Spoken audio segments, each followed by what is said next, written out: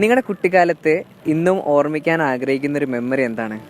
ഇത് ചെറുപ്പകാലത്ത് സ്ലേറ്റും പെൻസിലും ബുക്കൊക്കെ ആയിട്ടാണ് പോവുക. അതുകൊണ്ട് പിന്നെ ചെറിയ ബുക്കുകളായിരിക്കും. അന്ന് ബാഗ് ഇതൊന്നും ഇല്ല, കൈ പിടിച്ച് കൊണ്ടുപോകും. പിന്നെ എന്ന് പറഞ്ഞാൽ ഒരു പെട്ടി തന്നെ ഉണ്ടാവുക, സ്കൂളിൽ കൊണ്ടുപോകാനുള്ള ഒരു പൈസ ഉള്ളവർക്ക്, പൈസക്കാർക്കാണ് പെട്ടിയൊക്കെ വെച്ചിട്ട് അലാസ്റ്റിക്കിൻ്റെ ഒരു റബ്ബർ ഉണ്ടാവും പുസ്തകത്തിൽ ഇടാൻ വേണ്ടിയിട്ടുള്ള. ആ റബ്ബർ ഇട്ട് കെട്ടിയിട്ടാണ് സ്കൂളിലേക്ക് പോവുക. പിന്നെ വലിയ കുട ഉണ്ടാവും.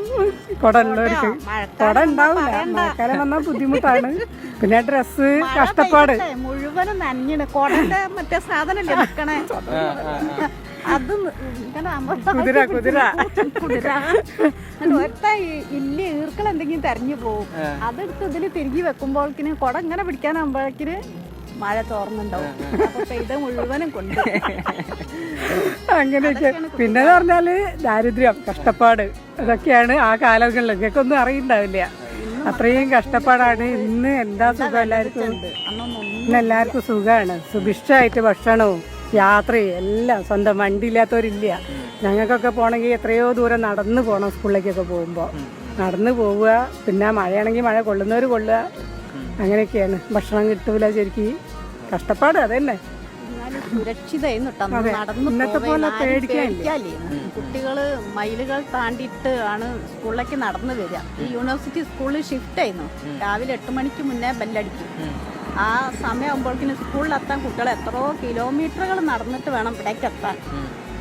അത്രയും കഷ്ടപ്പാടാ. ബസ്സില്ല, ബസ്സുണ്ടെങ്കിൽ തന്നെ കയറാനുള്ള പൈസ കൊടുക്കാല്ലേ. അന്ന് 10 പൈസ മതി ബസ്സിന്.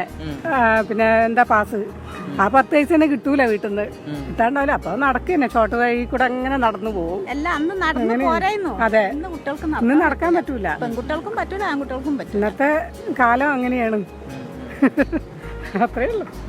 ഈ യൂണിവേഴ്സിറ്റി ക്യാമ്പസിന്റെ ചുറ്റുഭാഗം കാട്ടില് പല മുള്ളുംകായകളും ഉണ്ട്. അതൊക്കെ പറിച്ച് തിന്ന് കുറെ കുട്ടികൾക്ക് ഫ്രണ്ട്സിനൊക്കെ കൈ പിടിച്ച് എവിടേക്കാ നെല്ലിക്കന്മാരുള്ളത്, മാങ്ങ ഉള്ളത്, അതൊക്കെ എടുത്തു കൊണ്ടുവന്ന് കുട്ടികൾ ഓരോരുത്തർക്ക് കിട്ടുന്നത് കൊണ്ടുവരും, ഷെയർ ചെയ്യും. ഇതൊക്കെ തന്നെയാണ് അന്നത്തെ പരിപാടി. നിങ്ങളുടെ പേരെന്തായിരുന്നു? Vilasini, Nalini. Okay, thank you.